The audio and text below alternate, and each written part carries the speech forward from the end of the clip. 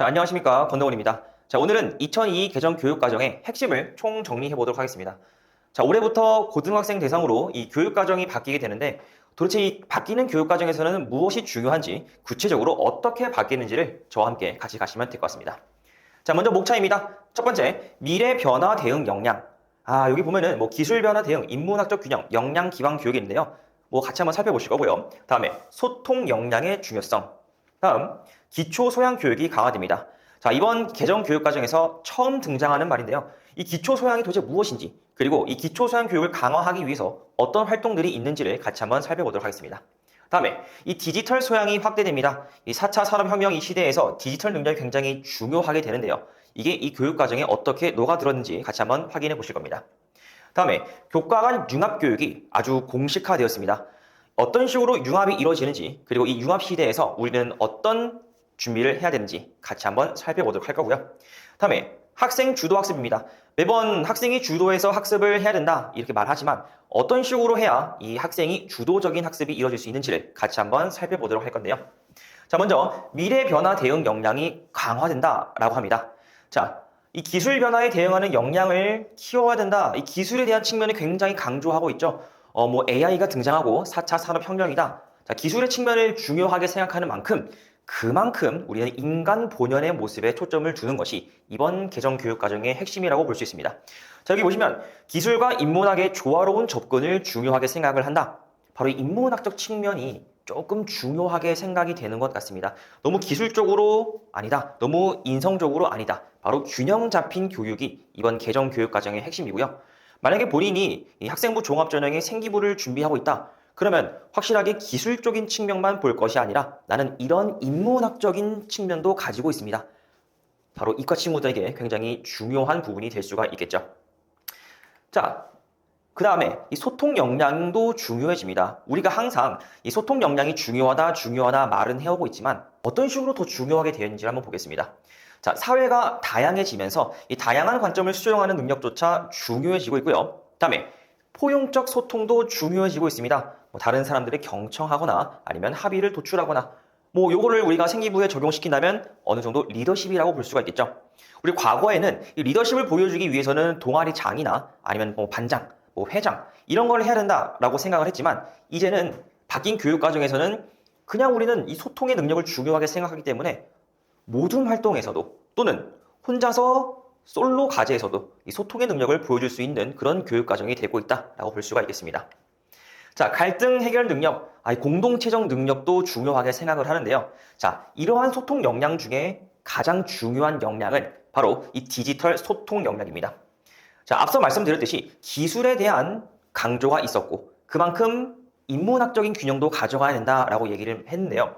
바로 디지털 소통, 기술과 인문학이 같이 들어있는 디지털 소통 부분이겠죠. 자, 온라인 예절, 정보 판별, 미디어 활용, 네트워크를 구축하는 역량도 중요해졌습니다. 자, 다음에 여기 보시면 기초 소양 교육이 강화됐다. 아까 목차에서 말씀드렸는데요. 이번 개정 교육 과정에 처음으로 등장한 단어입니다. 바로 기초 소양입니다. 자, 우리가 이 코로나를 거치면서 이 학력 격차라는 용어를 많이 사용했습니다. 우리 보면은 앞서 말씀드린 역량이라고 하는 부분은요. 바로 문제 해결력을 얘기하는 겁니다. 그럼 자칫해서 이 격차를 불러일으킬 수 있어요. 어떤 친구는 문제 해결 역량이 좋고 어떤 친구는 문제 해결 역량이 조금 떨어진다. 그래서 이번 개정 교육 과정에서는 한 가지 추가되었죠.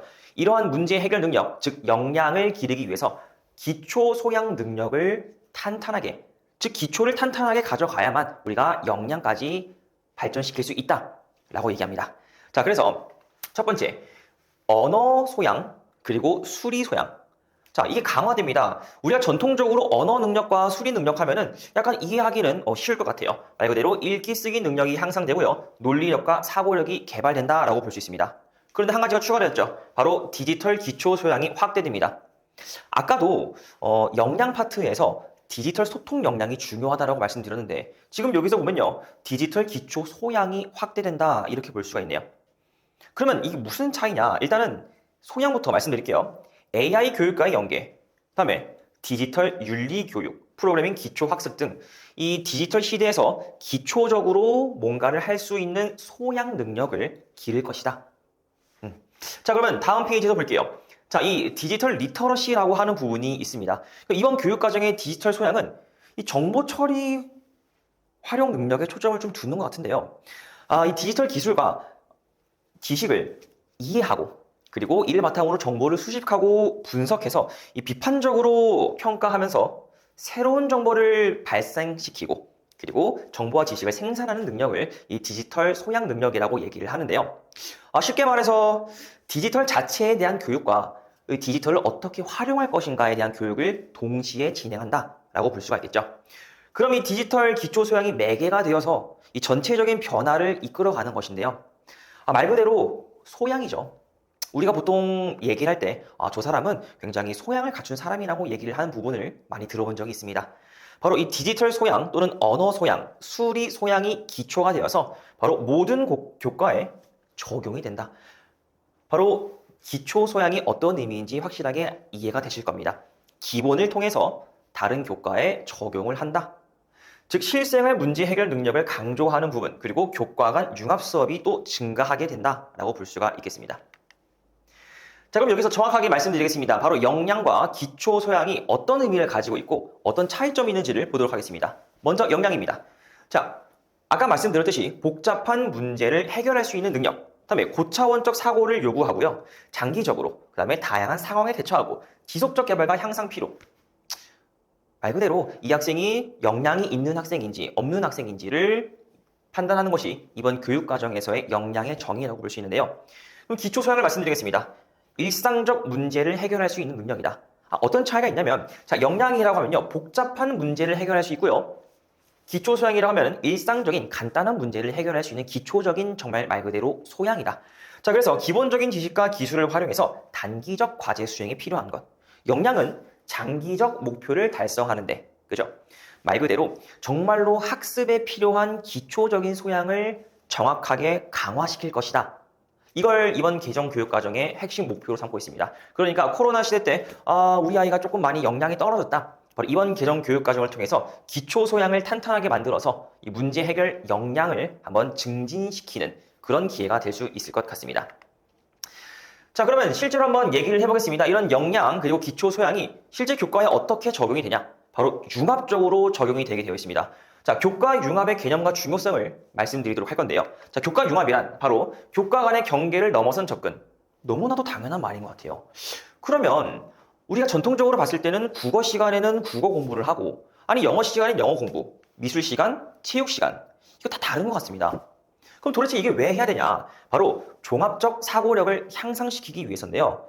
그럼 이게 도대체 무슨 말이냐? 아니 그냥 융합만 하면 되는 것이냐? 바로 학습 동기와 흥미를 유발하면서 이 실제적인 학습 경험을 제공하는 것이 가장 큰 목적입니다. 우리가 흔히 말해서 국어 문학 시간에 문학 작품을 많이 배웁니다. 그럼 학생들이 이런 말 하죠. 선생님, 이 문학 작품을 배워서 도대체 어디에 써먹어요? 바로 이 교과 융합이 그 문학 작품과 다른 교과 간의 융합을 통해서 이 실제적 학습을 경험할 수 있도록 교육과정이 개편되었습니다. 자, 그러면 실제로 한번 어떻게 융합을 통해서 실제에 적용할 수 있는지 말씀드리도록 하겠습니다. 바로 이 영어 과목과 체육 과목을 융합한 사례를 볼 수 있는데요. CPR이죠. 말 그대로 심폐소생술입니다. 자, 영어 시간에는 이런 걸 배웁니다. 명령문을 배우죠. 우리가 흔히 말해서 동사 원형으로 시작하는 걸 명령문이라고 합니다. 여기 보여주지 press firmly. 그죠? 꽉 눌러라. 다음에 또 현재 진행형을 배웠습니다. I can pressing. 저 누르고 있어요. 그러면 우리가 이 영어 시간에 배운 걸 실제로 써먹어야 실제로 써먹을 수 있네? 재밌네? 이 학습 동기가 올라가면서 실제로 써먹으면 반복 학습이 이루어지겠죠? 실제적인 학습 성취도가 올라갈 수 있습니다. 어떻게? 바로 체육 시간에. 체육 시간에 우리는 CPR을 배웁니다. 필수 항목이 되었죠. 자, 그러면 우리가 어떻게 해야 돼요? 자, 심폐소생술까지 해야 되는 긴급한 상황에서는 아니 누구든지 지시하고 119에 연락해 주세요. 또는 이거 누르세요. 바로 명령할 수 있는 상황이 있을 수가 있겠죠. 그러면 당연히 명령문을 사용해야 되는 게 맞는 것 같습니다. 거기에 119와 통화를 하면서 현재 상황을 얘기해야 돼요. 그럼 당연히 현재 상황이 실시간으로 어떻게 진행되고 있는지 현재 진행형을 사용해서 119와 통화를 하겠죠. 그러면 우리는 이걸 어떻게 적용한다? 영어 시간과 체육 시간을 융합해서 영어 시간에 명령문과 현재 진행형을 배웠으니 실제 체육 시간에 CPR 활동을 하면서 배운 명령문과 현재 진행형을 사용하면서 이 CPR 활동을 해보는 거예요. 그럼 학생들의 흥미가 굉장히 올라가고요. 실제로 이 개정교육과정이 올해 실시되기 전에 작년에 실제로 시범학교에서 많이 했습니다. 실제로 이 학생들 굉장히 영어 실력이 많이 올라가고요. 실질적으로 하니까요. 그러면 이걸 어떻게 적용할 수 있느냐? 융합을 통해서 또는 문학과 또 체육을 연결할 수가 있다 이거죠. 왜 중요하냐고요? 바로 학생부 종합전형에 생기부를 쓸 때 선생님 저 국어 시간에 주제 발표를 뭐 해야 되나요? 또는 수학 시간에 주제 발표를 뭐 해야 되나요? 알고 계시겠지만 이 좋은 생기부는 교과 간의 융합을 통한 활동이 좋은 생기부라고 지금 평가받고 있습니다. 그러면 이번 개정 교육 과정에서 대놓고 교과 융합을 실시하겠다. 그러면 지금 생기부를 쓸 때 또는 국어 세특 발표할 때도 내가 이 국어 과목에만 한정되는 게 아니라 이 국어 과목과 다른 과목의 융합을 통해서 또는 나의 진로와 해당 과목의 융합을 통해서 본인의 역량을 드러내는 것이 아주 좋은 생기부라고 볼 수가 있겠죠. 자, 다음에 이 학생 주도 학습 목표 설정이 있습니다. 자, 이번 개정 교육 과정에서 초점을 두는 부분은 바로 깊이 있는 학습입니다. 그럼 이 깊이 있는 학습을 위해서는 학생이 자신의 목표를 스스로 설정하고 굉장히 그것을 성찰하는 것이 중요합니다. 그런데 이걸 스스로 목표를 설정하는 학습자는 거의 없다라는 게 논문 결과 발표예요. 자, 그래서 일단은 개별 학습 목표를 도대체 왜 세워야 되냐? 본인이 뭘 할지 명확하게 방향을 잡을 수 있고요. 스스로 성찰을 통해서 자기 평가를 할 수 있는 기회가 있습니다. 자, 그런데 이 목표를 설정할 때 중요한 건 숙달 목표와 성과 목표를 구분하는 것인데요. 이게 도대체 무엇이냐? 일단 성과 목표를 말씀드릴게요. 자, 성과 목표는 결과 중심으로 예를 들면 이런 겁니다. 자, 지난 시간에는 우리가 수학에서 4등급을 받았으니까 우리 다음 시간에는 3등급을 받자. 바로 결과로 나타내는 성과 목표는 실질적으로 도움이 되지 않는다라는 발표들이 너무나도 많습니다. 그래서 우리는 이 숙달 목표를 해야 됩니다. 영어로는 mastery goal입니다. 말 그대로 어떠한 과정에서 내가 이러한 과정에서 조금 더 개발시키고 이러한 과정에서 조금 더 개발시키고 말 그대로 글쓰기를 한번 해볼게요. 우리가 에세이를 쓸 때 내가 지난번 글쓰기를 보니까 형편없어. 그래서 다음번 글쓰기에서는 서론, 본론, 결론을 정확하게 구분하고 이번에는 조금 더 설득력 있는 글을 쓰는 것을 목표로 삼겠다라는 것이 바로 숙달 목표라고 볼 수 있습니다. 자, 그럼 이 숙달 목표를 세울 때 중요한 점이 있어요. 학생들이 스스로 세울 수 있을까요? 못해요. 선생님들이 세워줘야 되는데 바로 이 규칙에 맞게 세워줘야 됩니다. 어떻게? 스마트죠. 아마도 교육학을 공부하신 분들이라면 한 번씩은 들어본 적이 있을 겁니다. SMART의 S는 구체적으로, M은 측정 가능한 정도로 목표를 세워야 되고요. A, 달성 가능하냐? 너무 뜬구름 잡는 목표는 안 된다는 거겠죠. 그 다음에 R, 관련이냐? 즉 내가 지금 하고 있는 과목 또는 활동과 관련이 있는 목표냐? 마지막으로 time bound, 딱 정확하게 기한을 잡아야 돼요. 그냥 이런 목표를 잡았으니까 해가 아니라 학생마다 단기간에 또는 장기간에 또는 중장기간에 기한을 잡아줬을 때 효과가 극대화되는 바로 개별 학습 목표가 스마트 규칙에 의해서 형성돼야 된다. 그걸 우리가 도와줘야 돼요. 그래서 선생님과 단순히 선생님의 역할에 국한되는 게 아닙니다. 학부모의 역할도 굉장히 중요합니다. 자, 목표 설정을 안내하고 그것을 계속 피드백하면서 모니터링을 해줘야 돼요. 목표를 세워줬으니까 이거 네가 해. 왜 안 했어? 이거 네 탓이야. 이거는 더 이상 되고 있지 않겠죠. 그래서 선생님과 학부모가 동시에 학생을 케어하면서 자, 목표를 설정했으니 제대로 되고 있니? 주기적으로 모니터링 하시고요. 이거 조금 안 맞는 것 같다. 우리 좀 수정하자. 피드백을 계속 제공하면서 정확한 학습이 이루어질 수 있게 하는 것이 이번 개정 교육 과정의 핵심입니다. 그러면 어떤 식으로 목표를 또 달성하냐? 자, 목표를 달성하고 또 사실 목표를 세우는 건 이 학습의 시작이에요. 그죠? 우리가 학교나 아니면 가정이나 학원이나 다 우리가 학습 목표. 자, 우리의 목표는 요거다라고 합니다. 근데 목표를 세울 때는 항상 거창하죠. 그럼 그 목표를 제대로 세우기 위해서는 바로 이 루브릭을 활용해야 되는데요. 이 루브릭이란 도대체 무엇이냐? 우리가 흔히 말해서 채점 기준표라고 많이들 번역이 되고 있어요. 그런데 단순히 채점 기준표에 국한되는 개념은 아닌 것 같아요. 네, 이 루브릭이라는 건 바로 성취 수준을 명시하고요. 다음에 나의 목표가 무엇인지 또는 평가 기준이 무엇인지를 명확하게 알 수 있는 도구입니다. 자, 그러면 이 루브릭을 활용하면 어떤 평가 요소들이 있는지 확실하게 명시되어 있으니 공부해야 할 방향이 명확하겠죠. 우리 보통 학생들이 이런 불만 또는 이런 고민을 털어놓습니다. 선생님, 도대체 뭘 공부해야 될지 모르겠어요. 이런 친구들이 굉장히 많아요. 그럴 때 이 루브릭을 활용한다. 즉 평가, 채점 항목을 활용한다. 그러면 자, 이번 과목에서 평가 항목, 평가 기준은 이런 항목이야. 그러면 우리는 뭘 공부해야겠어? 당연히 그 평가 항목에 대한 능력을 개발하려고 공부를 해야겠다. 그럼 명확하게 볼 수 있으니 학생들의 동기도 올라갈 수 있겠죠. 자, 그래서 이 루브릭을 활용하는 것의 장점은 학습의 방향을 제시할 수 있습니다. 단순히 공부 열심히 해, 열심히 외워 이게 아니라 자, 이번 평가 항목은 이렇게 되어 있으니 이 평가 항목을 달성하기 위해서 열심히 공부해보자. 그러면서 스스로 평가할 수도 있겠죠. 아, 내가 이 루브릭을 가지고 있네. 그러면 오늘 공부한 걸 제대로 공부했는지 확인해보자. 그러면서 명확한 문서가 있기 때문에 피드백의 질 또한 향상될 수가 있겠죠. 자, 그러면 이 효과적인 루브릭을 설계하기 위해서는 명확한 기준을 먼저 설정해야 됩니다. 다음에 단계별로 어떤 것을 성취해야 되는지 당연히 일관성이 있어야겠죠. 이번 학기 또는 이번 달에는 A라는 부분을 성취해야 되는데 갑자기 다음 달에는 H라는 부분을 성취하라고 합니다. 일관성이 없기 때문에 학생들은 맥락 있는 학습을 할 수가 없게 되겠죠. 그래서 결국 맥락 있는 학습과 본인의 스스로 성취를 위해서 이 루브릭을 활용하는 것 굉장히 많은 학교나 이미 저희 학원에서도 이 루브릭을 활용해서 평가 항목, 그다음에 계획 많이 하고 있습니다. 실제로 이것들을 몇 달 동안 진행해 본 결과 학생들의 성취 수준이 확실하게 올라갔기 때문에 이번 개정 교육 과정에서도 학생들의 기초 소양과 역량이 많이 증가되지 않을까라는 기대를 하고 있습니다. 자, 성찰적 학습을 해야 된다. 성찰을 해야 된다. 당연히 본인이 공부를 하고 치워놓는 게 아니라 어떤 것들을 맞췄고 어떤 것들을 틀렸는지 당연히 성찰을 해야 됩니다. 그런데 이건 단순히 문제풀이에서의 성찰을 얘기하는 건 아닙니다. 자, 이게 무슨 말이냐?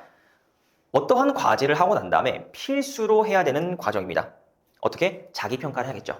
뭐 예를 들어 문제를 푼다. 그럼 이 문제의 해설을 적는 것이 아니라 내가 어떤 마음가짐으로 또는 어떤 방식으로 이 문제를 접근했고 또는 이 과제를 하면서 어떤 것들을 느꼈고 이런 것들을 스스로 성찰해야 돼요. 그래야 우리가 정반합의 과정을 거쳐서 이건 잘했지만 이건 못했네. 그럼 수행평가로 예를 들어볼까요? 우리가 글쓰기 수행평가가 있다라고 하겠습니다. 물론 당연히 모든 수행평가는 생기부에 들어가겠죠. 첫 번째 글쓰기 이후에 이렇게 성찰을 했어요. 내 장점은 나의 경험을 잘 녹여낸 것이다. 그런데 개선점은 그것의 증거를 구체적으로 명시해야 되고 또 앞으로 어떻게 더 변화할 것인가를 배웠고 또 어떠한 매뉴얼이 필요하다라는 결론에 도달했다. 이게 바로 성찰 과정이 들어간 성찰적 학습이 이루어지는 것 같아요. 자, 그러면 이 성찰을 하게 되면 학습이 내재가 되겠죠. 당연히 문제풀이에서는 내가 문제는 맞췄는데 이걸 제대로 알고 맞힌 게 아니라 약간 감으로 또는 찍어서 맞힌 거구나. 그럼 문제풀이할 때 어떻게 해야 돼요? 내가 맞힌 문제도 다시 한번 성찰해야 된다. 즉, 이 성찰이라는 건 단순히 오답 노트를 쓰는 것이 아닙니다. 내가 공부했던 부분을 다시 돌아보면서 어떤 식으로 공부했는지 또는 문제를 어떻게 접근했는지 또는 수행평가에서 어떤 과정에서 어떤 실수가 있었는지 이걸 하는 게 바로 성찰적 학습이라고 볼 수 있고요. 자, 그러면 당연히 주인의식이 강화되겠죠. 처음에 공부를 하기 전에 루브릭을 통해서 목표를 세웠습니다. 그럼 그 루브릭을 가지고 계속 목표를 확인하면서 피드백을 받고 마지막에 성찰을 한다면 내 공부가 내 스스로 내 손 안에서 처음부터 끝까지 이루어지게 되는 겁니다. 당연히 주인의식이 강화되면요. 책임감이 올라가면서 어제는 했으니 오늘은 안 해도 되겠다 라는 부분이 굉장히 줄어드는 부분이 있어요. 실제로 저희 학원에서도 계속 이 성찰을 하게 하면서 단순히 오답 노트가 아니라 자, 어떤 과정으로 문제를 풀게 되었어? 자, 이 문제도 맞췄네? 근데 어떻게 맞췄을까? 이 성찰 과정을 필수로 수업 시간에 녹여내고 있습니다. 자, 그러면 이걸 학생부 종합전형에 대입해 볼까요? 방금 제가 말씀드렸죠. 이번 수행평가 글쓰기에서는 이러한 게 강점이고 또는 이러한 단점이 있어서 좀 부족한 부분을 채워야겠다. 이게 바로 우리가 흔히 학생부 종합전형, 즉 생기부에서 얘기하는 후속 연계 탐구의 보고서와 정확하게 일치하는 부분입니다. 지금 생기부의 좋은 사례를 보면요. 보고서가 어떻게 돼 있냐? 이런 활동을 했고 여기서 배운 점은 뭐지만 내가 이 활동을 하면서 어떤 점을 개선해야 되고 또는 이런 것들을 좀 더 채워야겠다라고 판단해서 다음 학기에 또는 내년에는 정확한 활동을 통해서 이번 부족한 점을 개선하겠다. 이게 바로 좋은 보고서의 예시라고 볼 수 있어요. 그러니까 단순히 성찰을 하는 건 이 문제를 맞추는 것, 점수가 오르는 것 아니죠. 확실하게 종합적인 학생의 능력을 올리면서 우리가 정확한 학생부 종합전형을 대비하는 데도 아주 직접적으로 연관이 되어 있는 부분이니까 이 학생들에게 항상 성찰 과정을 계속 요구하고 있습니다. 자, 그래서 여기까지 한번 개정교육과정의 변화하는 점을 봤는데요. 자, 핵심을 다시 한번 정리하도록 하겠습니다. 자, 첫 번째, 미래 역량이 강화됩니다. 당연히 기술적 측면이 강조되는 만큼 인문학적 측면도 강조해서 이 두 가지의 균형을 잡는 것이 중요하다라고 말씀드렸죠. 두 번째, 소통과 기초 소양 교육이 강화됩니다. 역량, 소통 역량이죠. 그 다음에 기초 소양 능력. 즉, 기초 소양 능력을 탄탄하게 만들어서 우리는 복잡한 문제를 해결할 수 있는 이 소통 역량을 기르는 것에 초점을 둬야 되고요. 그 다음에 교과 융합 교육입니다. 범교과적으로 단순히 이 교과에서만 잘하는 게 아니라 국어 과목과 영어 과목, 그리고 아까 말씀드렸던 영어 과목과 체육 과목을 결합하면서 확실한 실제적인 경험을 할 수 있는 학습이 돼야 되고, 이것이 바로 교과별 세부 특기사항, 이 보고서 쓸 때 굉장히 중요한 부분이다 라고 말씀드렸죠. 진로와 연결시키고, 또 내가 예를 들어서 공대를 가고 싶은데 국어 과목 보고서 어떻게 써야 되나요? 바로 이 교과 융합이 필수적인 능력이다 라고 볼 수 있습니다. 자, 마지막으로 개별 맞춤 학습입니다. 이제는 더 이상 과거처럼 일괄적인 학습이 이루어지지 않아요. 학생마다 너무 성향도 다르고 성격도 다르겠죠. 그래서 개별 맞춤 목표를 꼭 세우고, 어떻게? 스마트 원칙에 따라서 목표를 세우고 학생들의 전반적인 성장을 이끌어내는 것이 이번 개정 교육과정의 핵심이고요. 이 교육과정이 변하면서 당연히 학교 그리고 학원 현장에서도 교육 방법이 달라지고 있습니다. 그래서 정확한 학생의 성장을 위해서 성찰, 역량 강화, 그다음에 융합 등을 통한 고득점 또는 본인의 원하는 목표를 꼭 이루기 위해서 이런 바뀐 교육과정의 핵심을 알고 그것을 학교에서 확실하게 잡아가시면 되겠습니다. 자, 지금까지 개정 교육과정을 말씀드린 이루리 학원의 권동훈이었습니다. 감사합니다.